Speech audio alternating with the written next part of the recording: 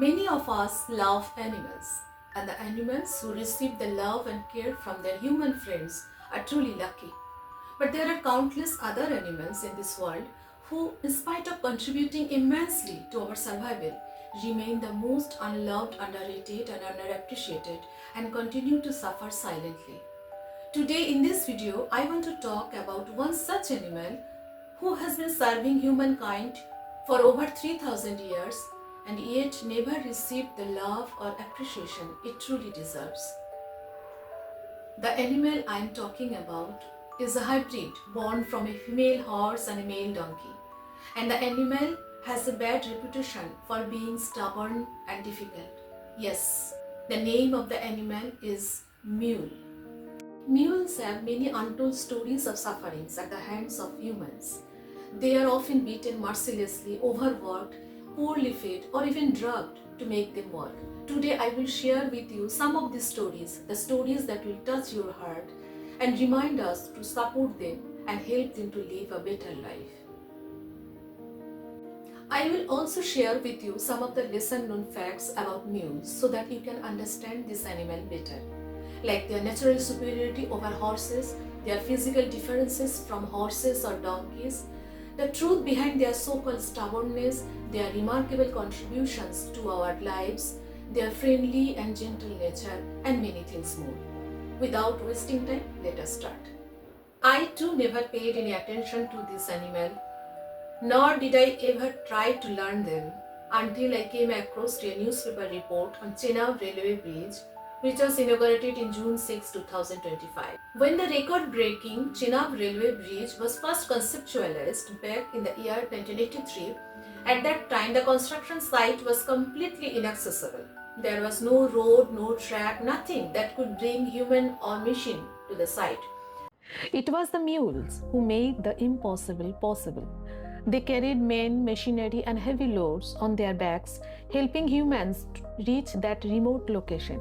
Step by step, burden by burden, they paved the way for what would become one of India's greatest engineering marvels.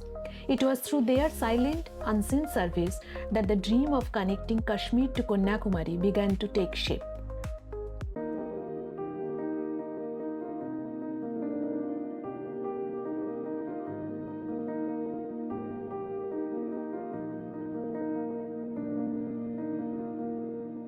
Ears of horse are short, pointed. Horse is the tallest of the three. Horse has long, flowing mane. Horse has long tail covered fully with hair, and its back is smooth, gently curved. Donkey's ears are long, upright. It is shorter and stockier. Donkey's mane is short, upright, bristly. Donkey has thin tail with hair only at the tip. Donkey has flatter, straighter back. Mule has medium-sized ears, longer than a horse but shorter than a donkey. It is in between, usually horse-like height but stronger like a donkey. Mule's mane is usually short and coarse. Mule's tail resembles a horse's, but hair is less dense. Its back is mostly straight with only a slight curve.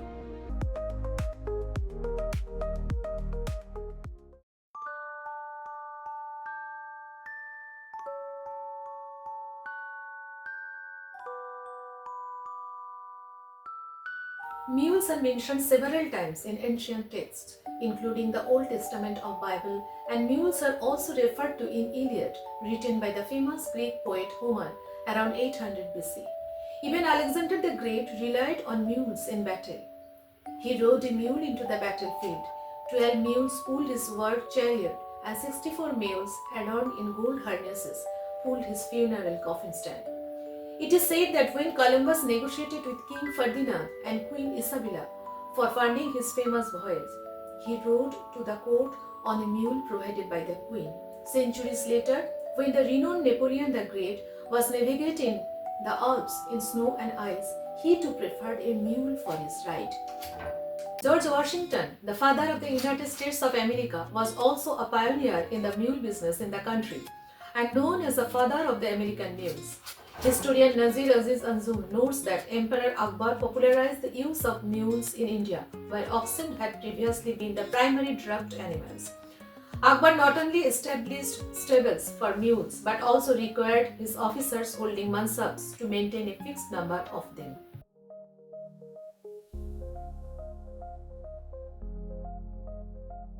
Mules are often labeled as stubborn and difficult, and this reputation overshadows their qualities. Many mule owners believe that mules should be beaten in order to make them work properly. So, are they really stubborn or is it a misconception? Let us know. Mules are far more intelligent than most other equines. They are thoughtful, they are guided by reasons, and they are able to make their own decisions. That is, in fact, the very reason they appear stubborn. Their intelligence, their ability to think for themselves often make them pause, assess, and decide rather than blindly obey. When frightened in the wild, a horse generally takes instantaneous blind flight and sustains injuries.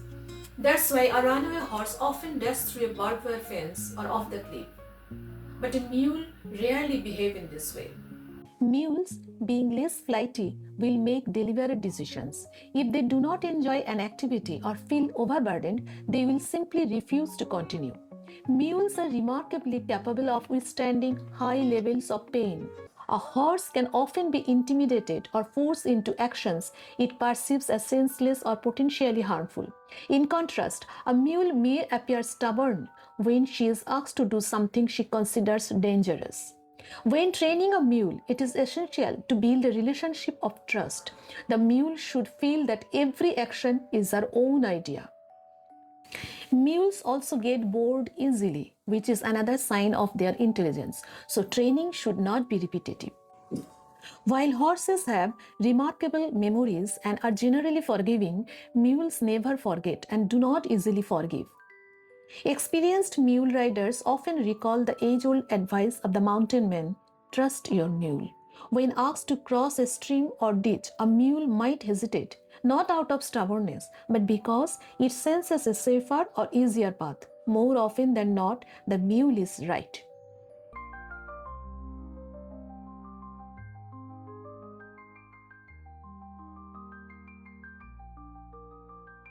Being a hybrid of a horse and a donkey, the mule inherits many of the best qualities of both parents and something more.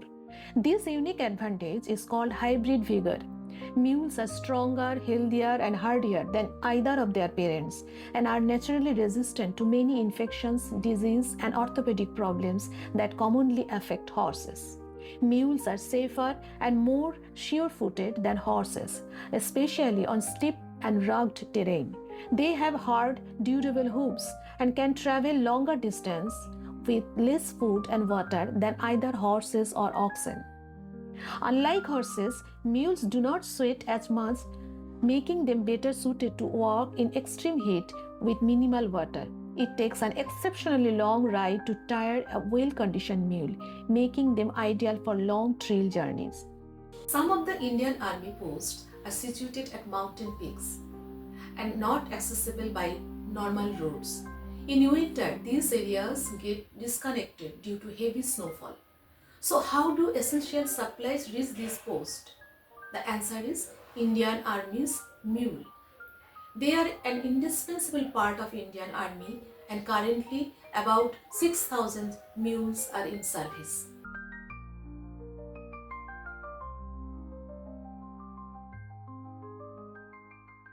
Pedongi was a legendary mule of the Indian Army, remembered for her extraordinary courage and loyalty.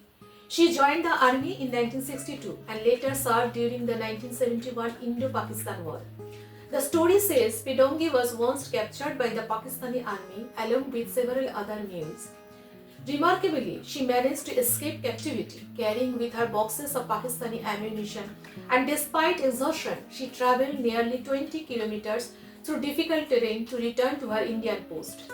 In 1992, the Indian Army brought Pedongi to Delhi, where she was formally honored with a ceremonial blue velvet rug and officially given the name Pedongi after the town of Pedong in North Sikkim, a battle site where she once served.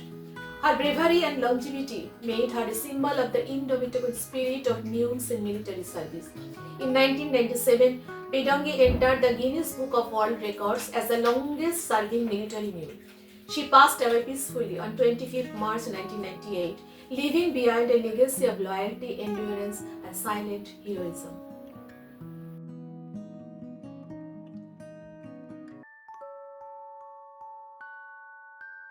Char Dham Jatra, one of the most popular pilgrimages in Uttarakhand, India. Char Dham means Jamunotri, Gangotri, Kedarnath, and Badrinath. Char means four, and Dham means holy place. Let us consider the conditions of mules in this Char Dham Jatra. Every year, around 50 lakh people visit these holy places. This year alone, Kedarnath saw 17.6 lakh devotees, followed by 16.6 lakh at Badrinath. Chardham is the backbone of Uttarakhand's revenue system, bringing in nearly 7,000 crore this year as revenue. But behind this spiritual journey lies a heartbreaking truth: mules. Mules that ferry pilgrims up and down these steep Himalayan paths, and when you learn about their condition, it will bring tears to your eyes.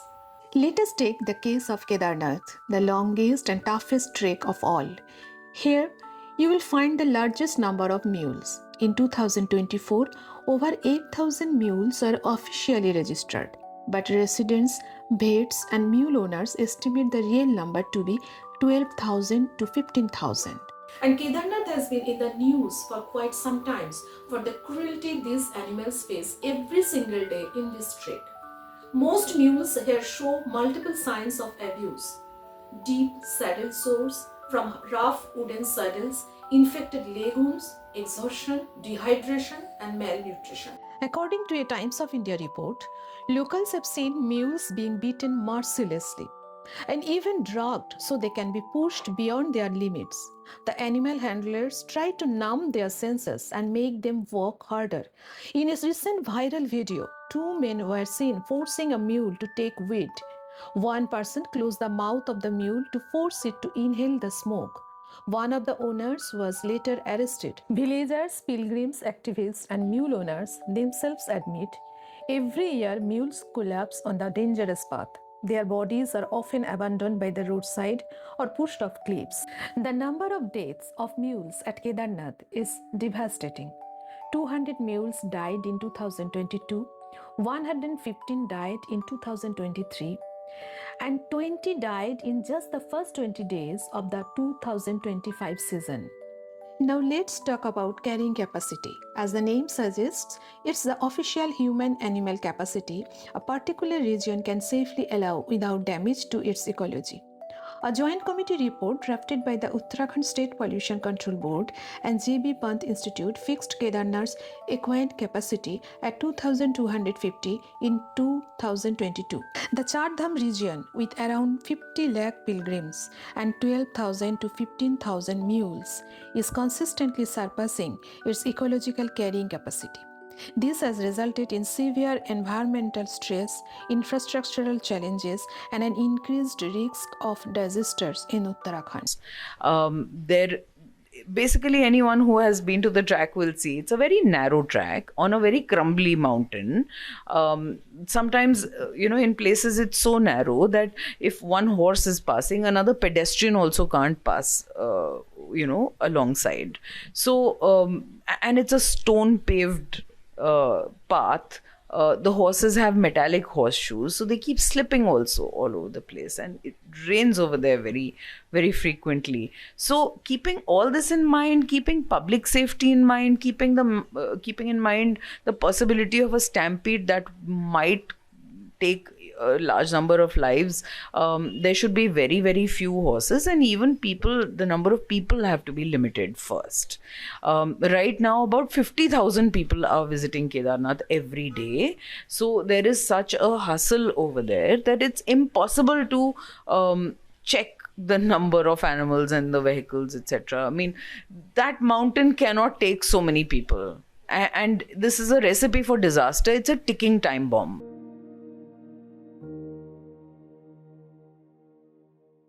One of the harshest environments for the working mules, horses, or donkeys is the brick-kiln industry. In countries like Egypt, Pakistan, Bangladesh, India, Nepal, these animals carry the dried or unbaked bricks to the brick kiln. sometimes by pulling the cars or sometimes by carrying the loaded bags.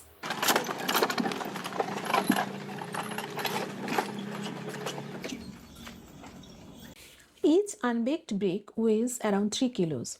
A single donkey carries 50 to 60 bricks on its back at a time. Mules and horses carry 400 to 600 kg of bricks on their cart. Many handlers struggle to manage the so called stubborn nature of mules. They seem to believe that inflicting pain increases obedience. And in their attempt to maintain control and feel secure, they adopt even harsher training methods. Organizations working for equines welfare in India will tell you brick kilns are where equines are the most abused. A study of 374 mule owners across 50 brick kilns in Egypt revealed that 65% used harsh nose ropes or metal chains to drive their mules.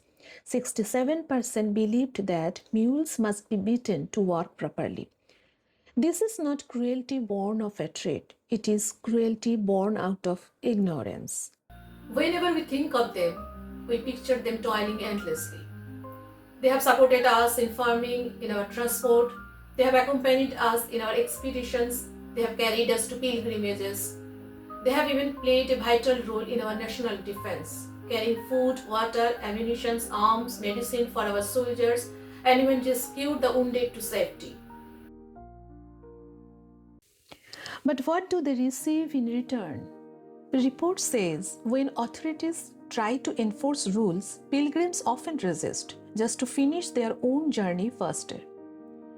So, if you are planning a Char Dham Jatra, book your hotels online, prepare well, and choose compassion. If you do not support this cruelty, the simplest thing you can do is walk the trek on your own feet. Mules are highly sociable animals and bond closely with horses, other mules, and humans too. Many mules are affectionate and genuinely seem to like people. They can love you like a dog and enjoy your company. They want you to spend time with them. When you are not riding, brush them, talk to them, and let them know you care.